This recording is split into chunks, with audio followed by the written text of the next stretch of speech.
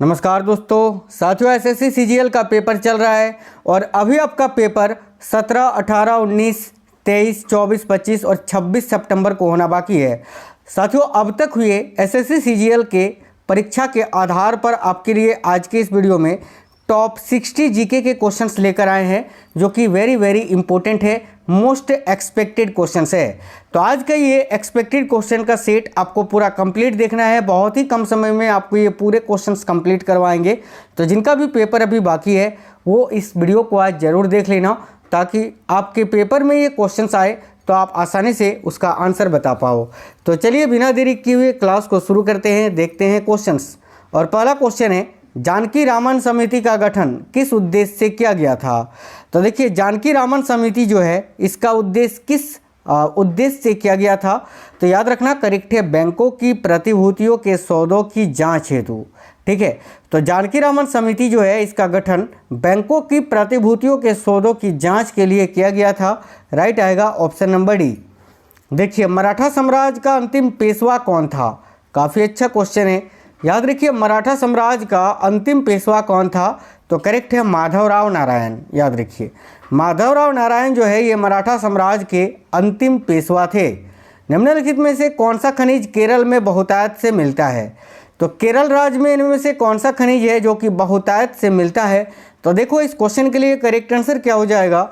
याद रखना है, इनमें से कौन सा खनिज है जो कि केरल में बहुतायत से मिलता है? तो देखिए, करेक्ट आंसर हो जाएगा मोनाजाइट। मोनाजाइट जो कि थोरियम से ही निकाला जाता है, याद रखना है। और इसका सबसे अधिक उत्पादन केरल में होता है। आगे देखिए, अगला है, भारत में सबसे पहला सूती वस्त्र मिल किस शहर में स्थापित किया गया था? याद रखिए, भारत में सबसे पहला सूती वस्त्र मिल जो है ये बम्बई में स्थापित किया गया था। राइट है ऑप्शन नंबर बी, बम्बई में। अगला है, स्थायी बंदोबस्त के तहत जमींदार को पूरे लगान यानी भूराजस्व का कितना प्रतिशत राज्य को देना तय किया गया था? काफ़ी अच्छा क्वेश्चन है। तो याद रखना 89%। 11% वो स्वयं रखते थे जमींदार, और 11% जो 89% लगान के रूप में, वार्षिक लगान के रूप में पे करते थे। तो करेक्ट आएगा ऑप्शन नंबर ए, 89%। याद रखना, निम्नलिखित में से किस फसल में उत्तर प्रदेश भारत में सबसे बड़ा उत्पादक नहीं है? यानी इनमें से किसका उत्पादन उत्तर प्रदेश में सबसे अधिक नहीं होता है? तो देखो, करेक्ट आएगा चावल का। चावल का सबसे अधिक उत्पादन वेस्ट बंगाल में होता है, याद रखना। आगे देखिए, नेक्स्ट है, सुगंध वृत्त यानी करों को हटाने वाला की उपाधि किस चोल शासक ने धारण की थी? तो सुगंध वृत्त की उपाधि यानी करों को हटाने वाला की उपाधि किस चोल शासक ने धारण की थी? तो राजेंद्र तृतीय ने, यानी कुलोतुंग चोल प्रथम ने। करेक्ट आएगा ऑप्शन नंबर सी। अगला, सती प्रथा का अंत करने तथा ठगी को समाप्त करने का श्रेय किसको जाता है? याद रखिए, सती प्रथा का अंत करने तथा ठगी को समाप्त करने का श्रेय लॉर्ड विलियम बेंटिंग को दिया जाता है। करेक्ट आएगा ऑप्शन नंबर बी। मीमांसा या पूर्व मीमांसा दर्शन के प्रतिपादक कौन है? तो साथियों देखिए, मीमांसा या पूर्व मीमांसा दर्शन के प्रतिपादक कौन है? याद रखिएगा जैमिनी। अगला क्वेश्चन है, किस बादशाह के आदेश पर मुगल सेना ने 1686 ईस्वी में हुगली पर आक्रमण कर अंग्रेजों को निकाल बाहर किया? तो देखिए, किस बादशाह के आदेश पर मुगल सेना ने 1686 ईस्वी में हुगली पर आक्रमण करके वहाँ के जो अंग्रेज थे उनको बाहर निकाला था? तो राइट है ऑप्शन नंबर ए, औरंगजेब ने। अगला है, स्वराज पार्टी की स्थापना किस वर्ष हुई थी? याद रखिएगा, स्वराज पार्टी की स्थापना 1923 में हुई थी। चितरंजन दास यानी CR दास, और किसने? तो भाई मोतीलाल नेहरू ने।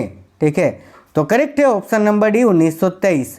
पड़ोसी देश अफगानिस्तान में अपनी शाखा खोलने वाला भारत का प्रथम राष्ट्रीयकृत बैंक कौन सा है? तो पड़ोसी देश अफगानिस्तान में अपनी शाखा खोलने वाला भारत का प्रथम राष्ट्रीयकृत बैंक है पंजाब नेशनल बैंक। नेक्स्ट है, मीनाक्षी मंदिर कहाँ स्थित है? तो देखिए, मीनाक्षी मंदिर जो है ये मदुरई में स्थित है। राइट है ऑप्शन नंबर बी, मदुरई। अगला है, भारत सरकार के बजट के कुल घाटे में किस घाटे का सबसे अधिक योगदान है?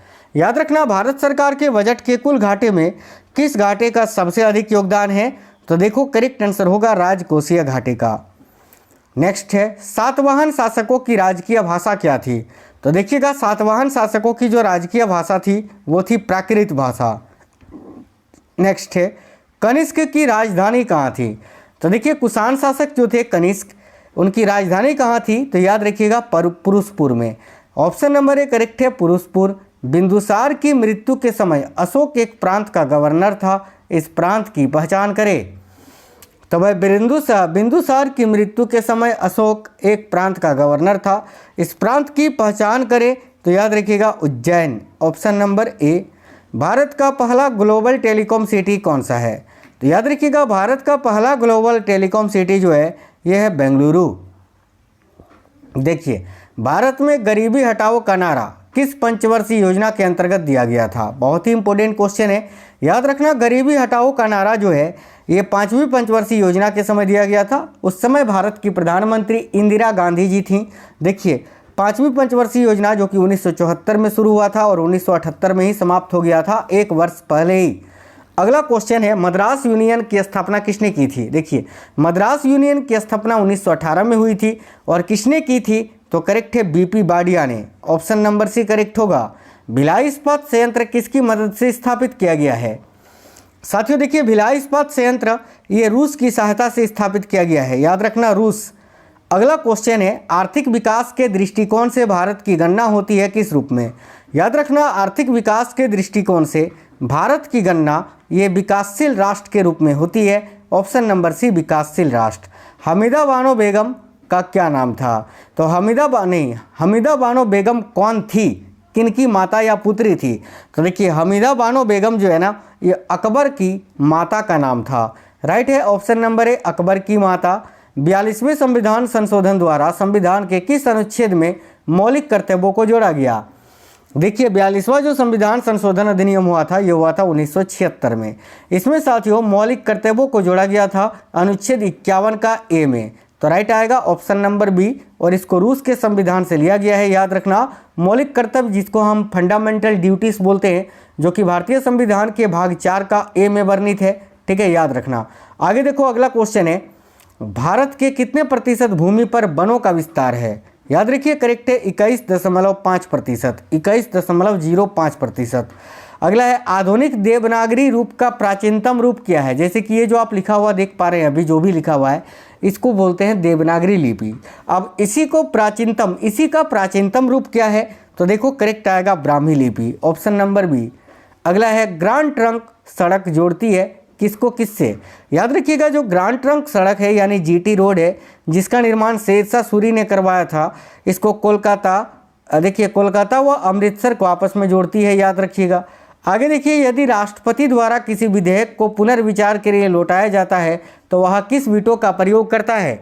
तो साथियों यदि राष्ट्रपति द्वारा किसी विधेयक को पुनर्विचार के लिए लौटाया जाता है तो वह किस वीटो का प्रयोग करता है। याद रखिए निलंबनकारी वीटो। ये क्वेश्चन वेरी वेरी इंपॉर्टेंट है, याद रखना। साथियों देखिए आप लोग कमेंट बॉक्स में जरूर बता दीजिए कि अभी आपका एसएससी सीजीएल का पेपर किस दिन में है और किस शिफ्ट में है। सभी लोग कमेंट जरूर करेंगे और क्लास अगर पसंद आ रहा है तो लाइक जरूर करना। देखो सर्वोच्च न्यायालय की व्यवस्था भारतीय संविधान में किस देश से लिया गया है। याद रखना सर्वोच्च न्यायालय की जो व्यवस्था है ये भारतीय संविधान में किस देश से लिया गया है, तो यूनाइटेड स्टेट्स ऑफ अमेरिका से यानी यूएसए से। याद रखिए ऑप्शन नंबर बी यूएसए। अगला है कुषाणों का संबंध किससे था।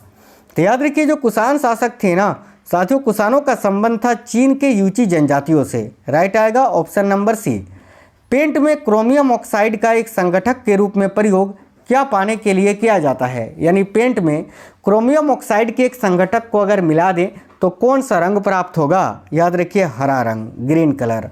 अगला है अग्नि निर्जा रोग किससे संबंधित है। तो ये जो अग्नि निर्जा रोग है फायर ब्लाइट डिजीज ये किससे संबंधित है। याद रखना सेब से यानी एप्पल। ठीक है एप्पल में होता है ये, याद रखना एक्सट्रीम टेम्परेचर के कारण। ठीक है आगे देखिए वायु में अपेक्षिक आर्द्रता मापने हेतु प्रयुक्त उपकरण कौन सा है। तो वायु में अपेक्षिक आर्द्रता को मापने हेतु किस उपकरण का प्रयोग होता है। याद रखिएगा हाइग्रोग्राफ का। ऑप्शन नंबर ए करेक्ट आएगा हाइग्रोग्राफ। आगे देखिए निम्नलिखित में से कौन सा गुजरात का बंदरगाह कस्बा नहीं है। तो साथियों इनमें से कौन सा गुजरात का बंदरगाह कस्बा नहीं है ये बताना है। तो राइट आएगा जामनगर। जामनगर जो है ये गुजरात का बंदरगाह कस्बा नहीं है। बाकी देखिए ओखा, पोरबंदर, बेरावल ये सभी जो है गुजरात का बंदरगाह कस्बा है लेकिन जामनगर नहीं है। अगला है गौतम बुद्ध का गुरु कौन था। देखिए बौद्ध धर्म के जो संस्थापक थे गौतम बुद्ध, इनके गुरु का नाम क्या था? तो याद रखना आलार कलाम, ऑप्शन नंबर बी। आगे देखिए संघात्मक शासन व्यवस्था को सर्वप्रथम किस देश ने अपनाया था? तो भाई संघात्मक शासन व्यवस्था को सर्वप्रथम कनाडा ने अपनाया था और कनाडा के संविधान से ही भारत में भी संघीय व्यवस्था को लिया गया है, याद रखना, ठीक है। तो करेक्ट आएगा कनाडा। बौद्ध, जैन एवं ब्राह्मण धर्मों में कौन सी धारणा एक जैसी थी? यानी बौद्ध धर्म, जैन धर्म और ब्राह्मण धर्म, इन तीनों धर्मों में कौन सी धारणा है जो एक जैसी थी? तो याद रखिए कर्मवाद का सिद्धांत। गुप्त शासकों द्वारा जारी किए गए चांदी के सिक्के क्या कहलाते थे? तो साथियों देखिए गुप्त शासकों के द्वारा जो चांदी के सिक्के जारी किए गए थे उनको रूपक कहा जाता था, ऑप्शन नंबर ए रूपक। सोने के सिक्के को दिनार कहा जाता था, ये भी याद रखना। नेक्स्ट क्वेश्चन है, भारत का आर्थिक सर्वेक्षण प्रत्येक वर्ष सरकारी तौर पर प्रकाशित किया जाता है, किसके द्वारा? तो देखिए भारत का जो आर्थिक सर्वेक्षण होता है ये प्रत्येक वर्ष प्रकाशित होता है और किसके द्वारा? तो वित्त मंत्रालय के द्वारा। चाय के उत्पादन में भारत का विश्व में कौन सा स्थान है? याद रखिएगा चाय के उत्पादन में भारत का विश्व में वर्तमान समय में अगर देखें ना, करेंट टाइम में, तो साथियों ये पहले स्थान पर है। हालांकि दूसरे स्थान पर होता है लेकिन अभी पहले स्थान पर। आगे देखो उस यंत्र का नाम बताइए जो कंप्यूटर को टेलीफोन लाइन से जोड़ता है। तो उस यंत्र का नाम जो कंप्यूटर को टेलीफोन लाइन से जोड़ता है इसको कहा जाता है मोडेम। नेक्स्ट है, सबसे अधिक विद्युत ऋणात्मक तत्व कौन सा है? याद रखिएगा सबसे अधिक विद्युत ऋणात्मक तत्व जो है वह है फ्लोरीन, करेक्ट है, ऑप्शन नंबर सी।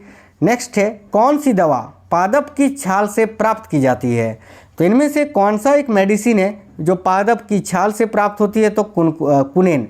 देखिए कुनेन जो है ना ये सिनकोना नामक एक पौधे की छाल से प्राप्त किया जाता है और आपको अगर नहीं पता है तो याद रखना ये जो कुनेन है ये मलेरिया के उपचार में काम आता है, मलेरिया के उपचार में, ठीक है। आगे देखो कोशिकीय व आणविक जीव विज्ञान केंद्र कहाँ स्थित है? याद रखिए कोशिकीय व आणविक जीव विज्ञान केंद्र जो है ये हैदराबाद में स्थित है। नेक्स्ट है, स्टील में कार्बन की प्रतिशतता कितनी होती है? स्टील में कार्बन होता है ये आप जानते हैं लेकिन कितना प्रतिशत होता है? तो याद रखना 0.1 से 1.5%। नेक्स्ट, मानव शरीर का सबसे बड़ा अंग कौन सा है? अब देखो यहाँ पर कंफ्यूज मत होना और यकृत मत बताना। अगर लीवर बताओगे तो गलत हो जाएगा। यकृत देखिए यानी लीवर किस स्थिति में आएगा? अगर आपसे पूछेगा मानव शरीर की सबसे बड़ी ग्रंथि कौन सी है तब आपका यकृत आएगा। यहाँ पूछा है अंग, तो हमारे शरीर का जो सबसे बड़ा अंग होता है वो होता है चमड़ी यानी स्किन, ठीक है, याद रखना। तो राइट आएगा ऑप्शन नंबर सी चमड़ी। अभी देखो नेक्स्ट है, प्रकाश एक प्रकार की विद्युत चुंबकीय तरंग है, यह सर्वप्रथम किसने बताया था? तो इस कथन को कहा था मैक्सवेल ने, ऑप्शन नंबर डी। विश्व में कॉफ़ी का अधिकतम उत्पादक किस देश में होता है? तो पूरे संसार में सबसे अधिक कॉफ़ी का उत्पादन कहाँ होता है? देखिए राइट आंसर होगा ब्राज़ील में, ऑप्शन नंबर बी ब्राज़ील।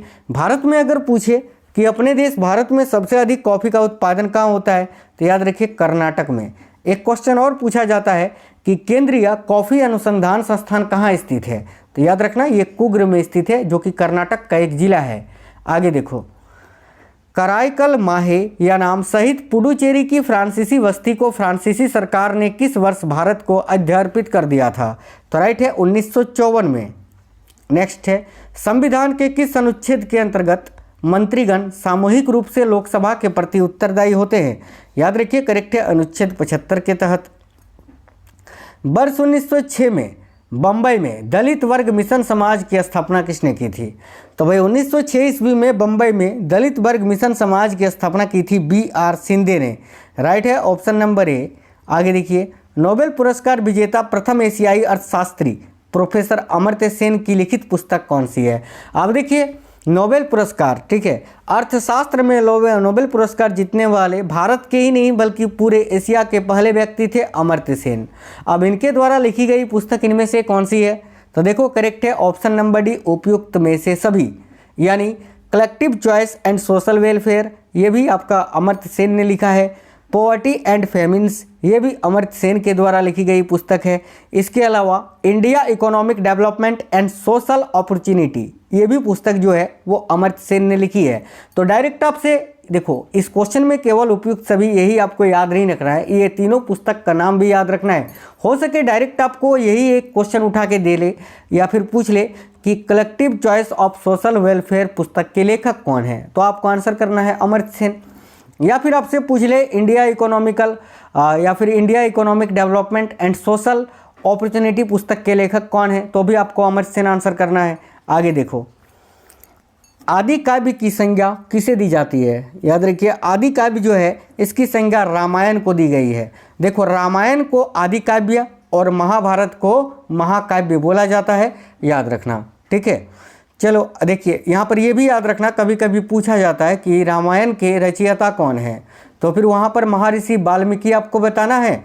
और अगर आपको महाभारत के रचयिता पूछे तो आपको आंसर करना है वेद व्यास। वेद व्यास ने महाभारत की रचना की थी। चलो आगे देखो, किस मुगल सम्राट ने सैयद भाइयों को गिराया था? तो राइट है मोहम्मद शाह रंगीला बादशाह ने।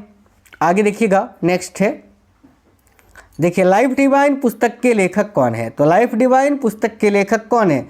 Arvind Ghosh. Option number D correct होगा। नेक्स्ट है, हड़प्पा एवं मोहनजोदड़ो की पुरातात्विक खुदाई के प्रभारी कौन थे? तो साथियों राइट है सर जॉन मार्शल।